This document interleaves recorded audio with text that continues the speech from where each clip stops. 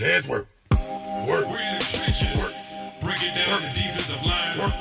From technique and fundamentals Work. to NFL and college football analysis. You're listening to Big Dog Trench Talk. Work. What's up, Big Dog? This is Coach Roll at 5-Star Linemen Academy, and we here with another episode of Big Dog Trench Talk. Big Dog, I tell you what, it was an excellent weekend this weekend for me. I got a chance to watch my big dogs play in the trenches. Shout out to all my college big dogs that's out there doing your thing, man.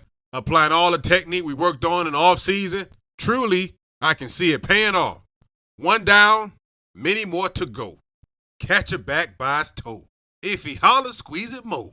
But you bet not let it go. I'm just playing, man. Nice work, baby. Man, I'm equally excited for week 1 NFL football. I got some more big dogs I know for a fact they've been putting that work in. They had an excellent offseason, a fantastic preseason, as we finally approach the season. I look forward to watching my big dogs play one game, one series, and one play at a time. Big dog, you know what? Before we get into the thick of today, I just want to talk to you for a second. I just want to share something I've been thinking about and something I've been reflecting on as I've been talking to my big dogs, preparing them mentally, psychologically for the season, and even doing a little reflecting after their first game. As a young man, for me, I was around football a lot. My dad was a football coach. He was also a track coach. He played a lot of football as well. He was a wide receiver as well as a running back. He played in the NFL as a receiver. I also have an older brother who played football. He was also a running back and a defensive back. He was also very, very good. Ended up going to Texas A&M. So growing up for me, I watched my older brother play a lot with my dad. I would be on the sidelines with my dad at these high school games and watching the crowd go crazy as my brother scoring these touchdowns and playing good defense. I also watched him play a little college football, and that definitely turned me on to football. I wanted to be like my dad. I wanted to be like my brother as they were successful in the game of football. And here I was, this little boy, trying to figure out what I'm looking at. So that turned me on to watching the game of football. I watched football a lot because of the way I was developing. Wasn't look like I was going to be a running back, and definitely not a wide receiver. I wasn't fast enough. Neither did I have the stamina to run that long, that many times. Something about that just was not sitting right in my soul. So I kept soul searching. So I'm watching the game more, watching TV, watching college games on TV.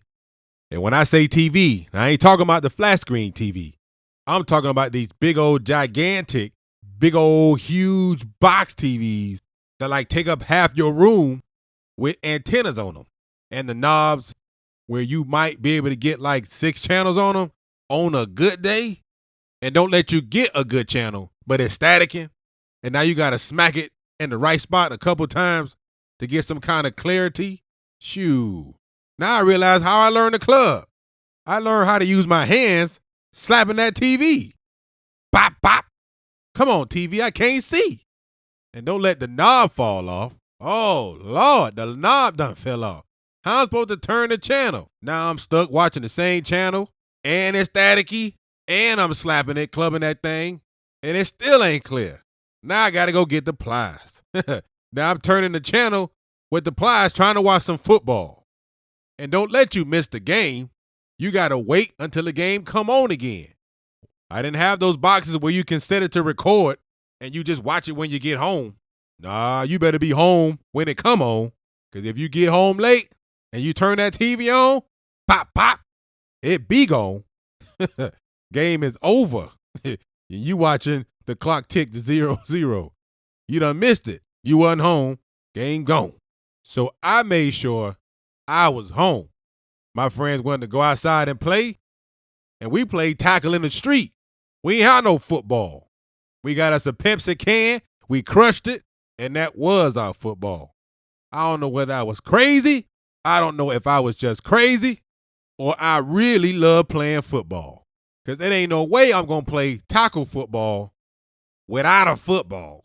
You playing with a crushed can, more like mob ball. And if you pick that can up, boy, your behind going to be toe up because you're going to have 15 thugs, small little gangsters coming after you, running you through the street.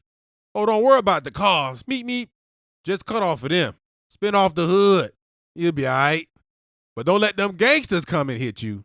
The cars all right. Them 20 little gangsters, they swear they thugs. You done picked up the crush can, and here they come full speed, getting ready to drive you through the water hydrant. Boy, I don't know what I was thinking. I done came home so many times scratched up from the street playing mob ball or tackle football in the middle of the street. My goodness. I done came a long way, y'all. Me and football have a history. But I loved the game. I knew I wanted to be a football player. Hey, little man, what you want to be when you grow up? I want to play football. I ain't talk much, but I knew I wanted to play football. You want to be a doctor? Nope. You want to be a rapper? Heck no. Stuttered too much for that. What you want to be, little man? I want to play football. That was me, big chunky little dude with the afro. Want to play some football. Couldn't be like my dad or my brother, but it looks like destiny would have me in the trenches. But it was fun, man. I love playing football. You know what? I ain't mind playing football in the street. Every now and again, we'd have the luxury of playing in the grass with an actual football. That was even better. Played Optimist football, played D-line, played O-line with guys like 3-4 years older than me. But you know what? It taught me something. Taught me a lot about character. Taught me a lot about dealing with giants, dealing with people bigger than me, faster than me, stronger than me. Everybody was bigger and faster and stronger than I was. I was 12 years old playing against kids 14 and 15. I had to because when I played Optimist, it was by weight. I was heavy. I was heavy. I was too big. I remember one time I wanted to play so bad, and we had to get on the scale before we played the game for weigh-ins. Big dog, I was in my undies, man, my underwear. I was in my tighty whities trying to make the weight. They don't act like I was the only one out there doing that. The cheerleaders standing there looking at me. Big dog, I ain't care. I was just hoping they was clean from the back. You know what I'm saying? Your boy was just trying to play, man. But you know what? It was fun. It was fun playing the game because you learned. You learned to overcome obstacles. You learned to deal with certain situations. You learned that you actually had to fight for what you wanted, even if it cost you. You learned that growing up. No, you didn't have the best technique, but you knew what you was into was good for you, even though it was challenging. You knew that ultimately this was going to bring you something. It was going to teach you something and take you somewhere. I knew that. And there my dad was watching me, proud of me. And every time I got knocked down, I looked at him in his eyes and he said, son, get back up again. And he said all that without opening his mouth. You know what I'm talking about. You had one of them dads, if you've been blessed to have a father or a father figure that look you in the eye a certain way, and he done told you a whole paragraph worth of words without opening his mouth. That was my dad, man. That man ain't play the piano, boy. He did not play PE. He just ain't play. But it got to a point, big dog, that football changed for me.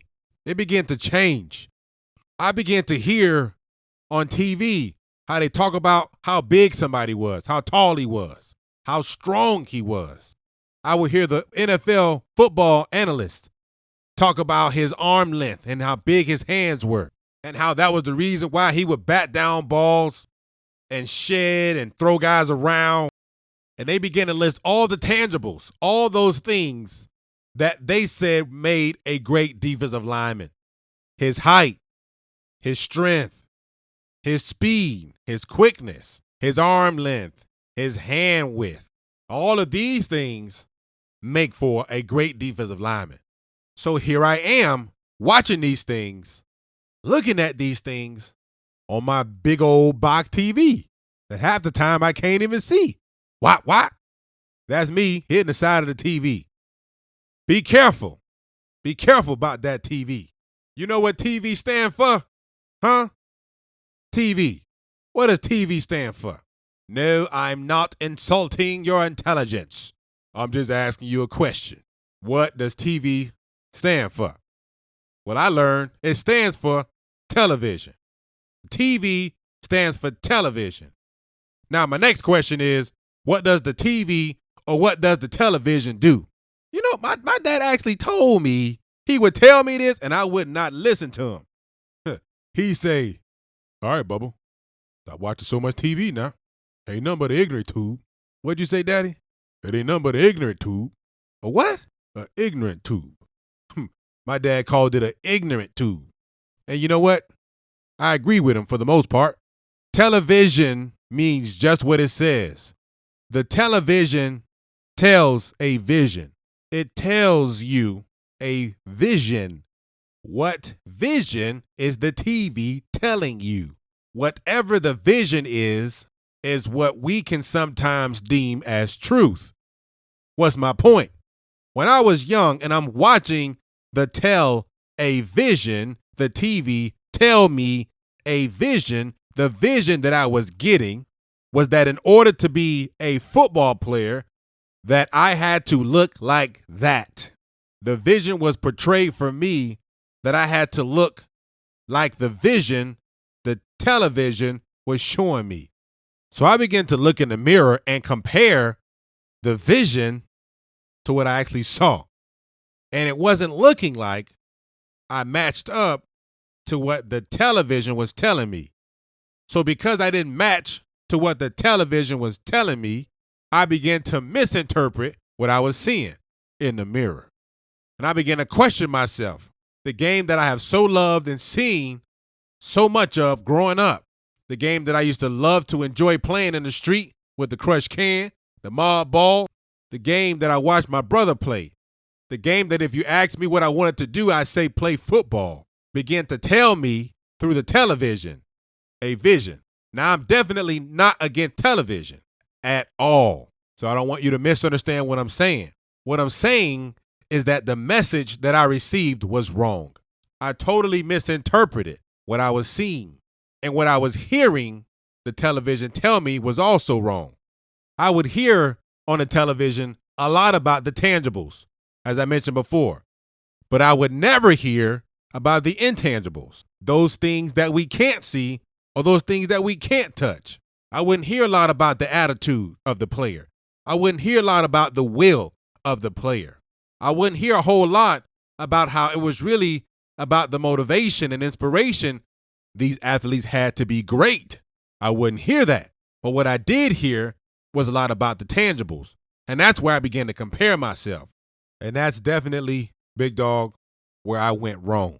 For episode number 8, we're going to open it up to 2 of our subscribers, in which I really appreciate them asking me a question, a trench question. And the question had a lot to do with what I was just referring to. Shout out to Big Dog Kep and Big Dog Tyler. I appreciate you all being subscribers, and I definitely wanted to answer this question for you guys because I think it's extremely important. So let me read the questions here. This is Kep's question. I'm big and I'm decently strong, but I'm not that tall. I'm only 5'8", and I play interior D-line as a one technique. How do I increase my productivity against O-linemen that are often taller than me? It's really difficult for me to see around them. I have a good pass rush, but because of my limited ability to see around them, it's hard for me to see the ball handoffs and stuff, and a couple times it's cost me big time during the games. Okay, Kep, good question. Now, let me read Tyler's question. I'm 6'3", 160-pound, 5-tech defensive end. My pass rush is decent, but most linemen I play against are much heavier than me, and sometimes I feel unable to move them, especially in the run game. I was wondering if you have any advice/techniques that would help me in those situations. Big Dogs, I think those are valid questions, and I sincerely appreciate you asking them. All right, Big Dog, let's talk about it. When I read these questions, the first thing I can think of is, man, that was me. That was me comparing the tangibles to the guy across from me. That was definitely me. And sometimes I would be bigger than the guys across from me. And because I was bigger than them or stronger than them, in my mind, that meant that I was better than them. But there were a lot of times, especially when I started playing high school and then even college, especially, those guys started to be a lot bigger than I was. Now, if my confidence relied on how big I was and how strong I was or how tall I was, then at that point, my confidence is gone because I'm not bigger than those guys no more. I'm not stronger than those guys anymore. So therefore, does that mean I'm not better than them because I'm not bigger than them or I'm not taller than them or I'm not stronger than them? I was completely mystifying how I would do in that game because my definition of success was all about my tangibles. It was all about how much bigger I was or stronger I was. So it was just interesting to me when I read these questions. One person said, I'm big, but I'm short. And the other person said, I'm tall, but I'm light. The first part of the sentence was, I'm big, comma. And the other person said, I'm a 6'3", 160-pound, 5 technique. Big Dogs, I completely understand where you're coming from. But as being Big Dog, I have to say this. It is not about the size of the dog in the fight, but it will always be about the size of the fight in the dog. Can I tell you a quick story? Real quick, Big Dog. I want to tell you a story about Lil Willie. They call the dog Lil Will, short for Willie. So every day, Lil Will will walk down the street, and he will always get to this gate where he saw this big dog. I mean, this dog was big, slobbing out the mouth. But Lil Will had to have that bone. So as soon as Lil Willie saw the gate and he saw that bone, Lil Willie would get in the gate. So here come Lil Will, busting through the gate, running full speed to the bone. As soon as Lil Will went to bite on that bone, whop, that big dog slapped him with his paw. Lil Willie ain't like that, so he charged at him again. And that big dog lift up his paw. Whop, slapped Lil Willie again. And that big dog went charging at him. Bit him, tussled him a little bit, and Lil Willie ran out the gate, ran home. And there Lil Willie was in his gate, beat up and boneless. So the next morning, he thought about that bone, and he went back down the street where he knew that bone would be. So Lil Willie went right to that gate, the same one he was at yesterday. And there it was, that bone. Willie saw that bone, got through that gate, full speed to that bone. Bit that bone, headed for the gate. Here come that big dog. Pow! Swatted at Lil Willie. Fumble! Bone done came loose. Big dog beating up on Lil Willie. Swatting him, throwing him around, growling at him. Lil Willie ran out the gate. Ran as fast as he could back home. And there Lil Willie was again. Beat up and boneless. So the next morning, Lil Willie was thinking about that bone. So he went again and again and again, trying to get that bone. And it seemed like nothing was changing. That big dog kept beating him up, and Willie kept running home, beat up and boneless.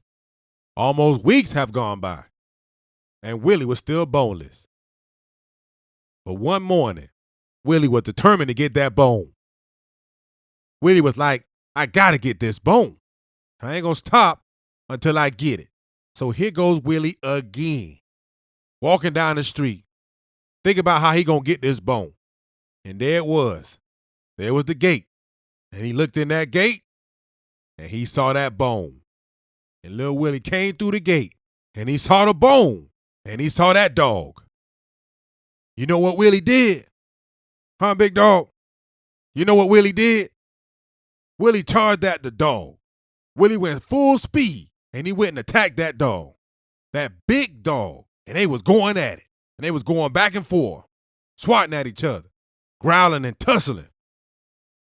See, Lil Will wasn't little no more, at least not his Will. His will had grown, and that big dog was tired. That big dog was tired of Lil Willie coming to get that bone every day, day after day after day, as if every time that big dog beat up Lil Willie, it meant nothing to him. He kept coming back every single day. Lil Willie really wanted that bone, and that big dog realized it. That big dog realized that beating Lil Willie up meant nothing to him. He wasn't going to stop until he got that bone. So the big dog stopped growling. He backed up as if to say, man, just take the bone. You want the bone that bad? Just take it. Just stop coming around here in my gate. Take the bone and forever stay away from my gate. You know what Lil Willie did? Huh, big dog? I bet you can't guess what Lil Willie did. Lil Willie left the bone. He left that bone right there in that gate. And Lil Willie walked out the gate and looked at that big dog and said, I'm leaving the bone here. The big dog ears went up like, ruh, what? I thought all this time you wanted the bone. I did. But now I got an excuse to come back and whoop your... Lil Will was making a mistake. Reason why he was Little Will, because his will was little. That's what made him little. Not that he was physically little, but his will was little. All Lil Willie wanted was the bone. The bone was the most important thing to him. But see, that was the problem. The bone was more important. But it wasn't the bone that caused Lil Willie to grow up. The thing that changed Lil Willie, what made Lil Willie bigger and stronger, was the fight. The fight was doing something to Lil Will. The fight was changing him. The fight was causing him to refocus what he really wanted. A lot of times, we go into the gate like Lil Will, focusing on the wrong thing.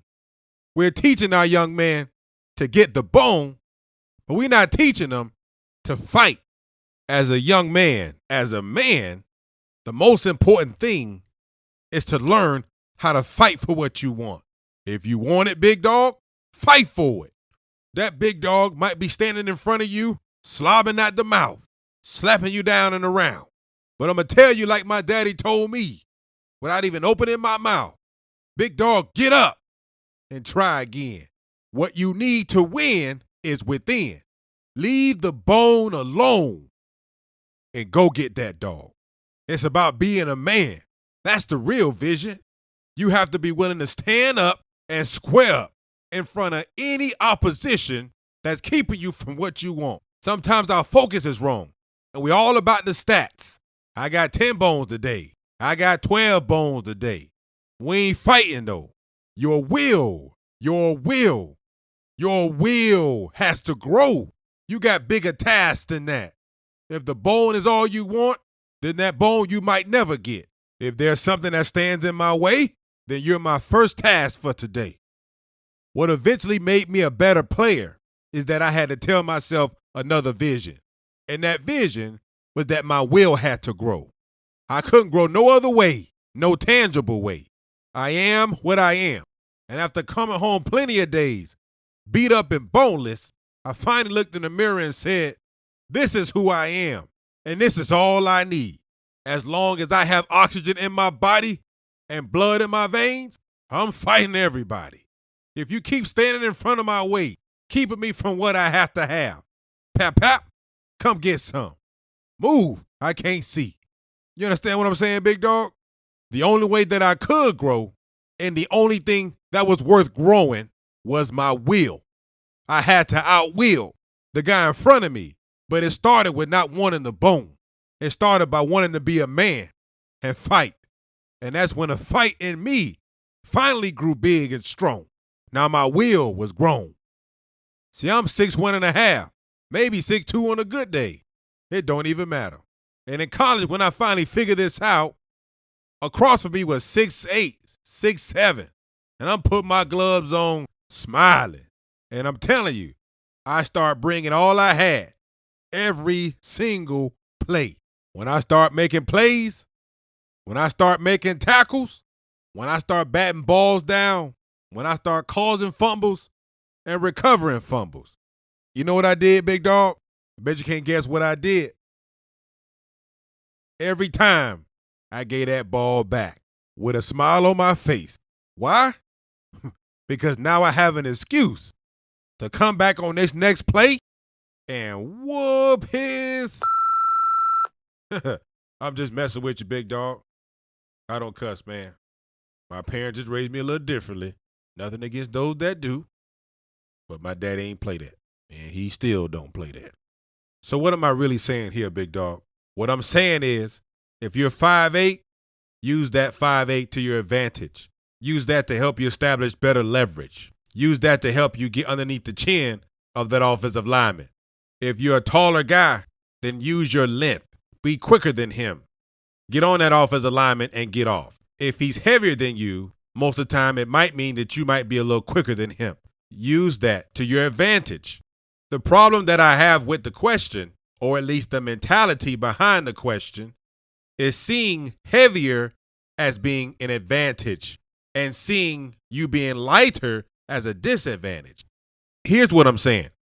When you begin to look at yourself and look at yourself as a disadvantage, that's the problem. Because now somehow I have to convince you that your disadvantage can still get the job done. That is very hard to convince somebody that their disadvantages can still accomplish a goal, or that their disadvantages can still achieve what they would want to achieve. It's almost impossible to convince somebody that is looking at themselves as a disadvantage or believe that they are full of disadvantages that they actually can accomplish their goal. It doesn't matter what technique I tell you to use or what I tell you to do. It's not going to help until you get out of your mind that you are or you have lots of disadvantages. Stop focusing on what you don't have and focus more on what you do have. Big dog, you have to change your mentality. The fact that you are lighter than him is the advantage. The fact that you're shorter than the guy in front of you can play to your strength. Progress starts when you start seeing yourself as advantages instead of disadvantages. When you start looking in the mirror and saying that what I have is all I need, then your will start to grow and you start to see yourself achieve. I want to read you a quote from Bobby Jones. Bobby Jones was a golf player, a very successful golf player. And even though this is golf and not football, what he said is very true and will always be true. He said, golf is actually a game that's played on a 5-inch course. The 5-inch course, that is the distance between your ears. Man, that's a very true statement.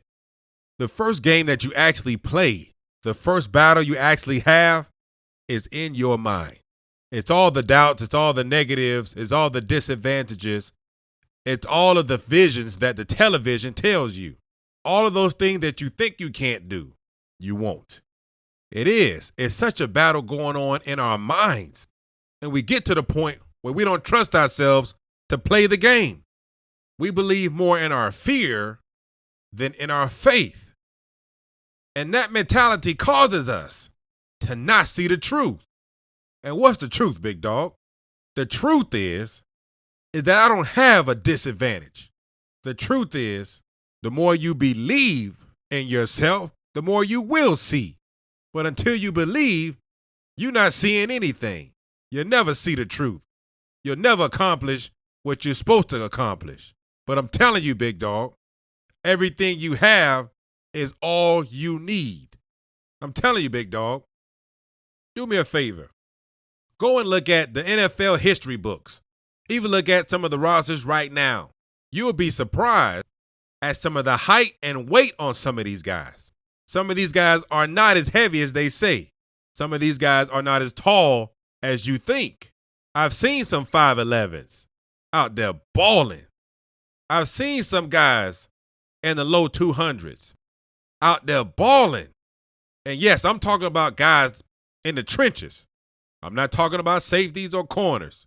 I'm talking about those dogs in the trenches, those wheels in there. Have you ever seen John Randall's story? Hopefully you know who John Randle is. He's just in the Hall of Fame. One of the best defensive linemen that I've ever seen play the game. There's been a lot of them, but my God, he's one of the best. How tall was John Randle? How much did this man say he was? Did you hear the story how he had to put chains around his waist just to get a shot because he couldn't gain the weight? Go look this man up. He was a mad dog. Watch this man's story and then go and look at what he accomplished.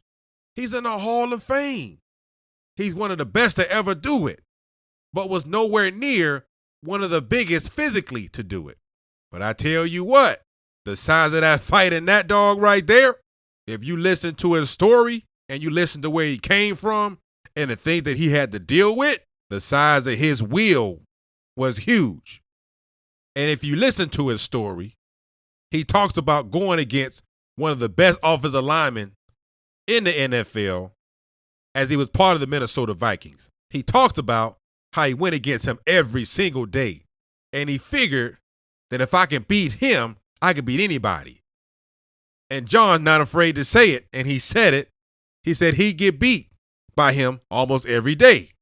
But he just kept coming every single day. Until finally, he beat him. See, that's the mentality we need. It's not about the bone. It's about the fight. Muhammad Ali said it best. Rumble, young man. Rumble. Muhammad Ali, the greatest of all time. Rest in peace. You gotta be willing to fight. You have to understand that all you need for the fight is within you. All you need to be successful in the fight is within you, big dog. No, you're not too short. No, you're not too light. You actually tall enough, and you just right. Get in there, big dog. Get in there and fight. And one day all the crowd's gonna be gone.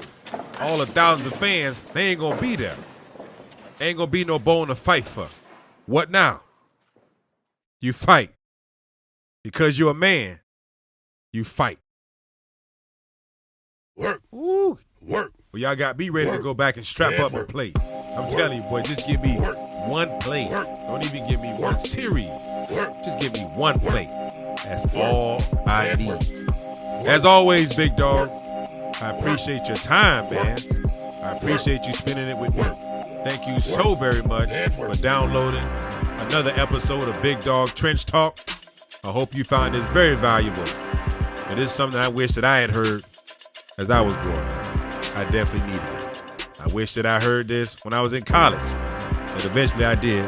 And I needed it. And definitely when I played professionally. Playing professionally has its own challenges.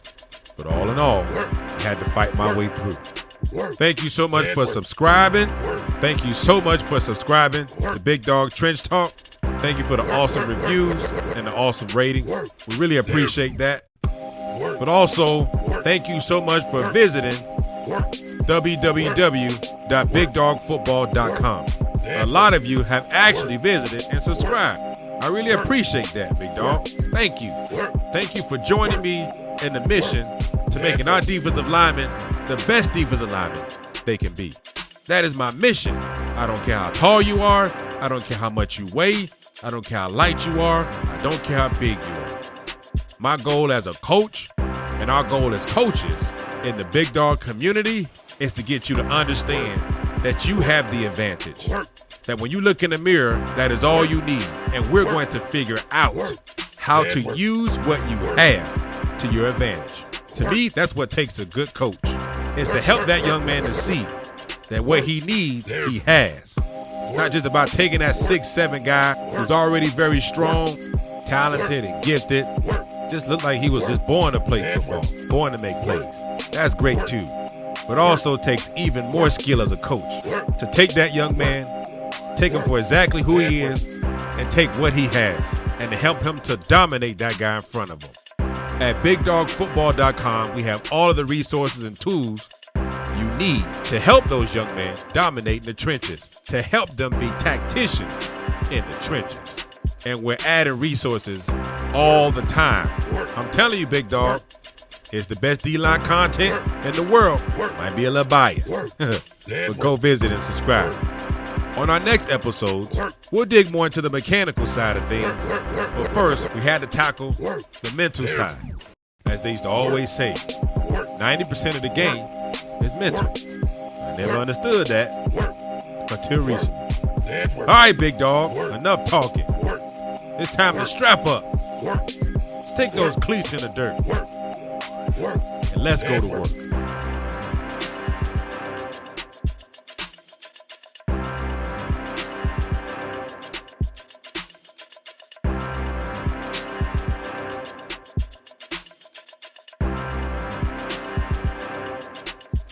Let's work.